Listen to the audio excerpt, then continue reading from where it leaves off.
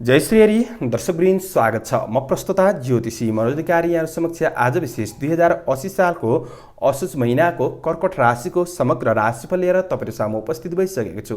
दर्शकवृन्द, असोज महिनामा कर्कट राशि हुने महानुभावहरुको लागि के कस्तो भन्दैछ, तपाईको भाग्य, तपाईको आफ्नो कर्म गोचरले, तपाईको सोचले तपाईलाई के कतिको साथ दिनेछ, कुन कुन क्षेत्रमा सकारात्मक प्रभाव रहनेछ, कुन कुन क्षेत्रमा तपाईले थोरै सतर्क रहेर बढ्नुपर्नेछ, समग्र राशिफल हामी राशिफल मार्फत चर्चा गर्ने नै छौं। दर्शकवृन्द, के कस्ता उपाय गरेर अगाडि बढ्दाखेरि राम्रो हुनेछ, उपाय समेत हामीले राशिफलको अन्त्यमा राखेका छौं। त्यसैले भिडियोको सुरुदेखि अन्तिम समय हेरेर लाभ उठाउन सक्नुहुनेछ।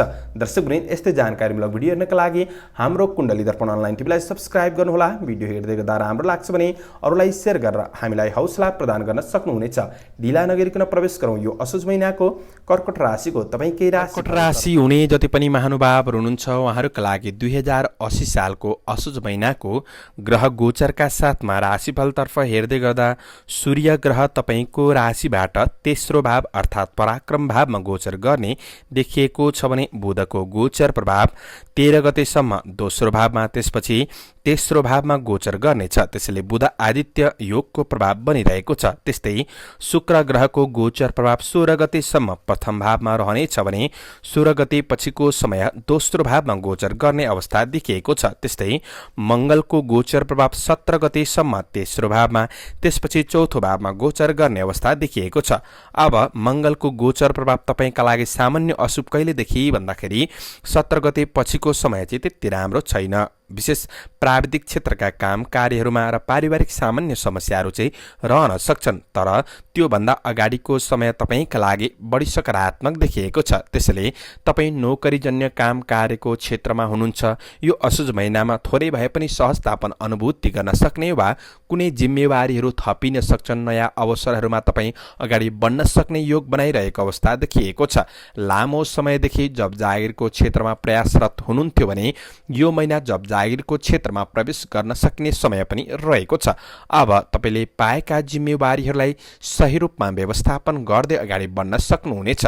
कुनै समस्याहरू खड्किरहेका छन् भने यो महिना विशेष आफ्ना साथीभाइ, सहयोगी र सहकर्मीहरूबाट पनि अपेक्षाकृत तपाईले साथ सहयोग प्राप्त गर्न सक्ने समय चाहिँ देखिएको छ।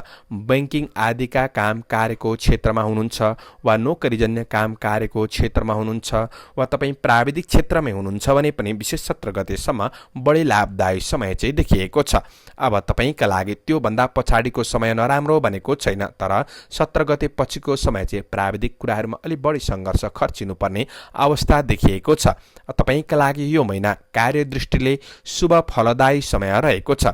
सहयोगीहरूबाट साथ सहयोग प्राप्त गर्न सक्ने, काम कार्यको सिलसिलामा प्रतिष्ठित मान्यजनहरूसँग नजिक हुने र केही सकारात्मक मार्गदर्शन प्राप्त गर्न सक्ने समय पनि रहेको छ। अब नयाँ अवसरहरूबाट लाभ लिँदै तपाईँ कर्मशील भावनाका साथ अगाडि बढ्न सक्नुहुनेछ। अब यदि कुनै परीक्षा, प्रतियोगिता वा प्रतिस्पर्धात्मक क्षेत्रमा सहभागिता जनाउँदै हुनुहुन्छ भने यो महिनामा तपाईँले विशेष लाभ प्राप्त गर्न सक्ने, तपाईँले जित हासिल गर्न सक्ने योग पनि बनाइरहेको अवस्था देखिएको छ। ग्रह गोचरले तपाईलाई आफ्नो लक्ष्य अनुसार गन्तव्यमा अगाडि बढाउन सक्ने योग पनि रहेको छ। राजनीति क्षेत्रमा हुनुहुन्छ, राजनीति क्षेत्रमा सकारात्मक निर्णय गर्दै तपाईँ अगाडि बढ्न सक्नुहुनेछ भने सामाजिक काम कार्यको क्षेत्रमा सकारात्मक प्रभाव बनाउँदै, आफ्नो काम कार्यको क्षेत्रमा सकारात्मक प्रभुत्व जमाउँदै अगाडि बढ्न सक्ने समय पनि रहेको छ। किनभने तपाईको पराक्रम भावमा सूर्य ग्रह, बुध ग्रहको योग बन्ने हुँदाखेरि आफैमा हिम्मत, आँट, पराक्रम बढ्न सक्ने र तपाईले आँटेका थालेका काम कार्यहरूलाई पूरा गर्दै अगाडि बढ्न सक्नुहुनेछ।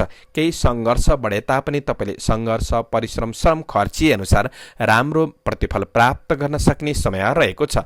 मित्रजन र छरछिमेकमा पनि सहयोगी भावना बढ्न सक्ने योग बनाइरहेको अवस्था चाहिँ देखिएको छ भने चुनौतीका बावजुद तपाईले यो महिना काम कार्यको क्षेत्रमा सफलता हासिल गर्दै अगाडि बढ्न सक्नुहुनेछ। शत्रु पक्षलाई पराजित गर्न सक्ने वा शत्रु पक्षले नै मित्रताका लागि हात बढाउन सक्ने समय पनि देखिएको छ। पद प्रतिष्ठा प्राप्त गर्न सक्ने योग रहेको छ भने कृषि पशुधन आदिको क्षेत्रबाट पनि तपाईँले सकारात्मक रूपमा लाभ उठाउँदै अगाडि बढ्न सक्ने योग चाहिँ देखिएको छ। अब तपाईँका लागि काम कार्य व्यावसायिक सिलसिलामा छोटो यात्राहरूलाई पनि पूरा गर्दै आफन्त भेटघाटको अवसरमा पनि यात्राहरू हुन सक्ने समय देखिएको छ भने तपाईँका लागि काम कार्यका दृष्टिले यो महिना अशुभ मान्न सकिन्न। तर तपाईँले कुनै पनि योजनाबद्ध रूपमा अगाडि बढ्नुहुन्छ भने पूर्ण रूपमा सकारात्मक प्रतिफल प्राप्त गर्न सक्ने योग चाहिँ रहेको छ। थोरै रिस आवेग जस्ता कुराहरूलाई कन्ट्रोल गरेर धार्मिक कुराहरूमा आस्था राखेर बढ्दाखेरि तपाईँका लागि अझ फलदायी महिना चाहिँ बन्नेछ। अब व्यावसायिक दृष्टिले तपाईँका लागि दौडधुप व्यस्तता चाहिँ बढ्न सक्छ। तर दौडधुप व्यस्तता बढे तापनि व्यावसायिक क्षेत्रहरूबाट पनि राम्रो मुनाफा प्राप्त गर्दै अगाडि बढ्न सक्ने योग चाहिँ देखिएको छ। बुध शुक्रको गोचर प्रभाव सकारात्मक नै देखिएको छ। लगानीका लागि नयाँ नयाँ अवसरहरू पनि तपाईँले प्राप्त गर्न सक्ने र गरेको लगानीहरूबाट पनि दीर्घकालीन मुनाफा प्राप्त गर्न सक्ने समय चाहिँ रहेको छ। व्यावसायिक दृष्टिले पनि तपाईँका लागि यो महिना त्यस्तो नकारात्मक असर चाहिँ देखिएको छैन। अब आर्थिक दृष्टिले तपाईँका लागि यो असोज महिना हेर्दै गर्दा तपाईँको आर्थिक आय आर्जन पक्ष अझ प्रभावकारी रूपमा अगाडि बढ्नेछ। आर्थिक आय आर्जनलाई अझ मजबुत बनाउँदै अगाडि बढ्न सक्ने समय चाहिँ देखिएको छ भने खर्च वर्चका कुरामा हेर्दै गर्दा तपाईँका लागि 17 गतेसम्म त त्यस्तो ठुलो नकारात्मक असर छैन। तर 17 गते पछिको समय चाहिँ कुनै पारिवारिक आवश्यकताहरू पूरा गर्ने क्रममा भोगविलासका वा भौतिक कुराहरू जोड्ने कुराहरूमा चाहिँ केही खर्च बढ्दिन सक्ने योग बनाएको छ। ती कुराहरूमा तपाईँले विशेष आय आर्जन अनुसार खर्चलाई म्यानेज गरेर अगाडि बढ्न सके तपाईँका लागि आर्थिक कुराले पूर्ण रूपमा तनाव नदिन सक्छ। आर्थिक दृष्टिले तपाईँका लागि यो असोज महिना सकारात्मक नै मान्न सकिन्छ। अब विद्यार्थी वर्गहरूका लागि यो असोज महिना के कस्तो रहनेछ त? शिक्षा क्षेत्रमा यो महिना मनोबल बढ्न सक्ने समय रहेको छ। ग्रह गोचरको प्रभाव सकारात्मक नै रहेको छ। आफूले आँटे अनुसार शिक्षा क्षेत्रमा समय खर्चिएर बढ्नका लागि पनि सकारात्मक नै देखिएको छ। कुनै राम्रो प्रतिफलले मनोबल पनि बढाउन सक्ने, आत्मविश्वास पनि बढाउन सक्ने समय चाहिँ देखिएको छ। विद्यार्थी वर्गहरूका लागि यो महिना सकारात्मक नै देखिएको छ भने कुनै परीक्षा प्रतियोगितामा सामेल हुँदै हुनुहुन्छ शिक्षा क्षेत्रका दृष्टिले भने तपाईँका लागि यो महिना उच्च प्रतिफल पनि प्राप्त गर्न सक्ने योग बनाइरहेको अवस्था चाहिँ देखिएको छ। विद्यार्थी वर्गहरूका लागि यो महिना सकारात्मक नै रहने हो। अब स्वास्थ्य क्षेत्रका दृष्टिले तपाईँका लागि कुनै दीर्घकालीन स्वास्थ्य समस्याहरू थिए भने ती कुराहरूमा सुधार आउन सक्ने योग रहेको छ। अब तपाईँका लागि मैले भनेको थिएँ मङ्गलको गोचर प्रभाव 17 गते पछिको समय चाहिँ त्यति राम्रो छैन, किनभने तेस्रो भावबाट चौथो भावमा गोचर गर्ने हुँदाखेरि यो मङ्गलको गोचर प्रभावले गर्दाखेरि चाहिँ 17 गते पछिको समय भन्नुको तात्पर्य असोज 17 गते पछिको समय चाहिँ सामान्य पारिवारिक स्वास्थ्य समस्याहरू रहन सक्छन्। ती कुरामा ध्यान दिने। कसको स्वास्थ्यमा असर भन्दाखेरि माताको स्वास्थ्यमा असर पुग्न सक्छ। ती कुराहरूमा बढी सतर्कता अपनाउनु पर्ने समय चाहिँ देखिएको छ। अन्य तपाईँका लागि सकारात्मक नै रहनेछ। अब पारिवारिक सम्बन्धका दृष्टिले बुध र शुक्रको गोचर प्रभाव हेर्दै गर्दा विशेष तपाईँका आफन्तजनहरूबाट साथ सहयोग प्राप्त गर्न सक्ने, कुल कुटुम्बहरूबाट पनि राम्रो साथ सहयोग प्राप्त गर्न सक्ने समय देखिएको छ। त्यसैले यो महिना पारिवारिक सम्बन्धका दृष्टिले नराम्रो छैन। पिताबाट सरसल्लाह लिँदै गरेको काम कार्यको क्षेत्रमा पनि सफलता प्राप्त गर्न सक्नुहुनेछ। दाजुभाइ दिदी बहिनीमा आत्मीयता पनि बढ्न सक्ने योग पनि बनाइरहेको अवस्था देखिएको छ। भेटघाटको अवसर पनि जुट्ने छ भने अब तपाईँका लागि प्रेम र वैवाहिक सम्बन्धका दृष्टिले यो असोज महिना चाहिँ के कस्तो रहनेछ त?